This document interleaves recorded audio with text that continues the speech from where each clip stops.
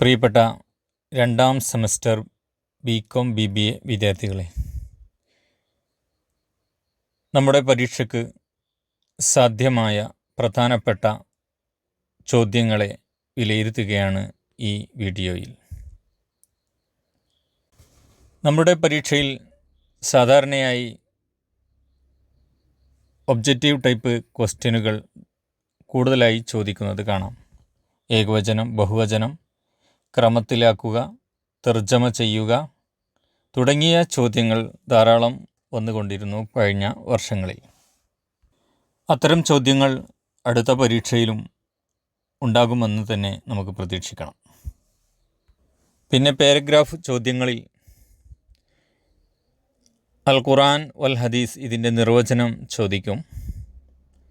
അതേപോലെ ഒന്നോ രണ്ടോ സംഭാഷണം ഓരോ സന്ദർഭത്തിനനുസരിച്ച് എഴുതാനുണ്ടാകും. കഴിഞ്ഞ വർഷങ്ങളിൽ നീയും നിൻ്റെ സുഹൃത്തും തമ്മിൽ ഒരു എയർപോർട്ടിൽ കണ്ടുമുട്ടിയാൽ എന്തായിരിക്കും സംഭാഷണം, എന്തെല്ലാം സംസാരിക്കും, അതൊരു സംഭാഷണമാക്കുക എന്നൊക്കെയായിരുന്നു.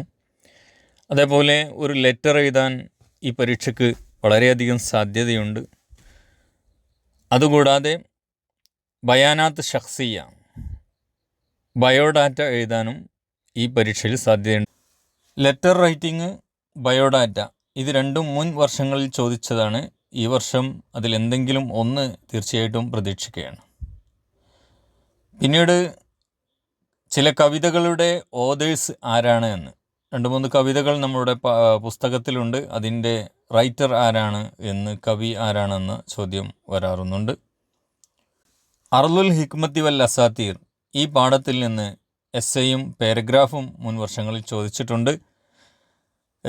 അതുകൊണ്ട് ഇന്ത്യയുടെ സാംസ്കാരിക ചരിത്രം പറയുന്ന ഒരു മക്കാല, ഒരു എസ്സേ എഴുതാൻ പ്രതീക്ഷിക്കാം. അല്ലെങ്കിൽ അതിലേതെങ്കിലും ഒരു വിഷയം, താജ്മഹൽ, ഡൽഹി, ആഗ്ര തുടങ്ങിയ മുംബൈ, ഇതിനെക്കുറിച്ചൊക്കെ പാരഗ്രാഫായിട്ടും ചോദിക്കാൻ സാധ്യതയുള്ളതാണ്. പിന്നീട് കൂടുതൽ ചോദ്യങ്ങൾ വന്ന മറ്റൊരു പാഠമാണ് ലിസ്ഹ, മറിയം ഷിനാസിയുടെ അസ്വിഹ, ആരോഗ്യത്തെ സംബന്ധിച്ച് ഉള്ള ലേഖനം, അതിനെക്കുറിച്ച് പാഠങ്ങൾ വന്നിട്ടുണ്ട്. അതേപോലെ നിങ്ങളുടെ കോളേജിൽ നടന്ന ഒരു സാഹിത്യ സെമിനാറിനെ കുറിച്ച് ഒരു എസ്സേ എഴുതുക, അല്ലെങ്കിൽ നിങ്ങളുടെ ഗ്രാമത്തിൽ നടന്ന ഒരു പരിപാടിയെക്കുറിച്ച് ഒരു വിവരണം, റിപ്പോർട്ട് തയ്യാറാക്കുക തുടങ്ങിയ ചോദ്യങ്ങളാണ് ചോദിക്കുന്നത്. എസ്സേക്ക് 4ഓളം ചോയ്സ് വരുന്നുണ്ട്, 2 ഉത്തരം നൽകണം.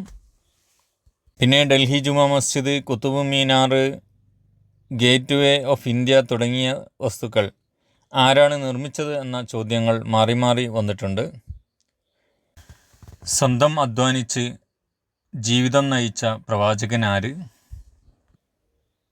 താജ്മഹൽ എവിടെ സ്ഥിതി ചെയ്യുന്നു? ചില ഹദീസുകളിൽ പരാമർശിച്ച സംഗതികളെക്കുറിച്ച് ചോദിച്ചിട്ടുണ്ട്. ഉദാഹരണമായിട്ട് ഏറ്റവും കൂടുതൽ ധർമ്മിഷ്ഠൻ, ഏറ്റവും ധീരൻ എന്ന് പറയുന്നത് ആരെക്കുറിച്ചാണ് തുടങ്ങിയ ചോദ്യങ്ങളാണ്. ചില വർഷത്തിൽ ഹദീസുകളും ഖുർആനിൻ്റെയും പൂരിപ്പിക്കാനുള്ള ചോദ്യങ്ങളും വന്നിട്ടുണ്ട്.